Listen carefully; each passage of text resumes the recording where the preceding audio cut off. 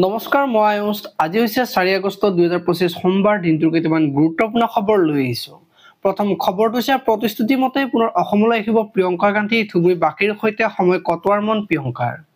সংসদৰ ভিতৰে বাহিৰে প্ৰিয়ংকাৰ মুখত ধুবুৰীৰ প্ৰসংগ লোকসভা নিৰ্বাচনৰ সময়ত ধুবুৰীলৈ অহাৰ আশ্বাস দিছিল। অসমলৈ পুনৰ আহিব বিৰোধী দলপতি ৰাহুল গান্ধীও। পৰৱৰ্তী খবৰটো হৈছে কংগ্ৰেছে ভাবে অসম মানে ধুবুৰী কংগ্ৰেছৰ কামাখ্যাৰ প্ৰতিও আস্থা নাই। কংগ্ৰেছৰ ৰংঘৰৰ প্ৰতিও আস্থা নাই। প্ৰিয়ংকা গান্ধীক চাবলৈ অসমৰ মানুহৰ আগ্ৰহ নাই। প্ৰিয়ংকা গান্ধীক চাই অসমৰ মানুহে কি পাব এই কথা মন্তব্য কৰিলে মুখ্যমন্ত্ৰী ডক্টৰ হিমন্ত বিশ্ব শৰ্মাই। পৰৱৰ্তী খবৰটো হৈছে 20 আগষ্টৰ পিছত ঘোষণা হ'ব বিটিআৰ নিৰ্বাচনৰ দিন। দুৰ্গা পূজাৰ পূৰ্বে শেষ হ'ব বিটিআৰ নিৰ্বাচন তামুলপুৰত মন্তব্য মুখ্যমন্ত্ৰী ডক্টৰ হিমন্ত বিশ্ব শৰ্মাৰ। পৰৱৰ্তী খবৰটো হৈছে বিপিএফৰ লগত ইউপিপিএলৰ মিত্ৰতাও নাই শত্ৰুতাও নাই। অনাগত দিনত ৰাজনীতিত যদি একত্ৰিত হোৱাৰ পৰিৱেশ আহে তেন্তে একত্ৰীকৰণ হ'ব।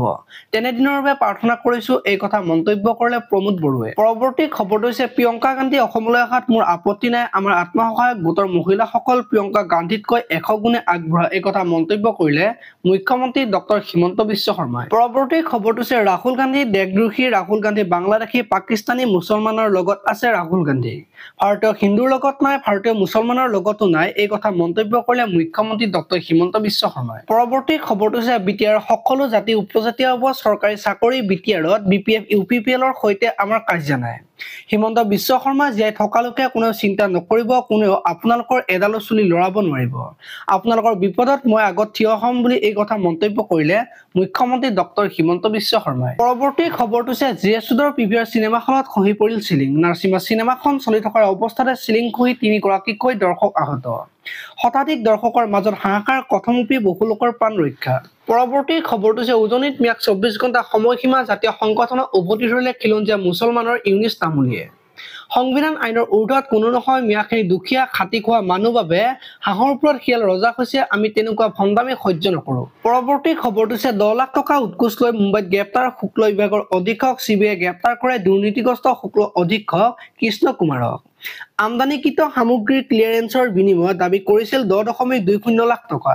পৰৱৰ্তী খবৰটো হৈছে গুৰুতৰভাৱে অসুস্থ হৈ পৰিছে সৰুপথাৰ গণ নিগ্ৰহৰ বলি হোৱা কিশোৰ পুনৰ ভৰ্তি কৰোৱা হৈছে চিকিৎসালয়ত। বুকৰ বিষ আৰু শ্বাস প্ৰশ্বাসজনিত সমস্যাত ভুগিছে কিশোৰজন। পৰৱৰ্তী খবৰটো হৈছে সংখ্যালঘু ত্ৰাণকৰ্তা অখিল গগৈয়ে কঁপাব ৰাজ্য। আজি হাজাৰ হাজাৰ সংখ্যালঘুৰ সৈতে সাব্যস্ত কৰিব প্ৰতিবাদ। দিনৰ 11 সংখ্যালঘুক লগত লৈ সাব্যস্ত কৰিব প্ৰতিবাদ। উচ্ছেদিতৰ পুনৰ সংস্থাপনৰ দাবীত হাজাৰ হাজাৰ লোকে কৰিব প্ৰতিবাদ। পৰৱৰ্তী খবৰটো হৈছে জৰুৰী কাম নাথাকিলে বাহিৰলৈ নোলাব। মহানগৰীত প্ৰচণ্ড বৰষুণ। 5 দিনলৈ ৰাজ্যত ধুমুহা বৰষুণে চলাব তাণ্ডৱ। কেইবাখনো জিলাত শিলাবৃষ্টি। 23খনকৈ জিলাত জাৰি এলাৰ্ট। পৰৱৰ্তী খবৰটো হৈছে ৰেচন কাৰ্ডৰ লাখ লাখ হিতাধিকাৰীৰ বাবে মুখ্যমন্ত্ৰীৰ নতুন ঘোষণা। সম্পূৰ্ণ নতুন পদ্ধতিৰে ৰেচন ল'বলৈ সাজু হওক। চাউলৰ লগতে পাব দাইল চেনি নিমখ। 1 অক্টোবৰৰ পৰা সলনি হ'ব ৰেচন লোৱাৰ নিয়ম। আজিলৈ মানে আপোনালোকে যদি ভিডিঅ'টো চাই ভাল পালে তেতিয়াহ'লে লাইক কৰিব আৰু এনেকুৱা ধৰণৰ খবৰ মোক সদায় পাই থাকিবলৈ চেনেলটো ছাবস্ক্ৰাইব কৰি বেল আইকনটো প্ৰেছ কৰি দিব। ধন্যবাদ।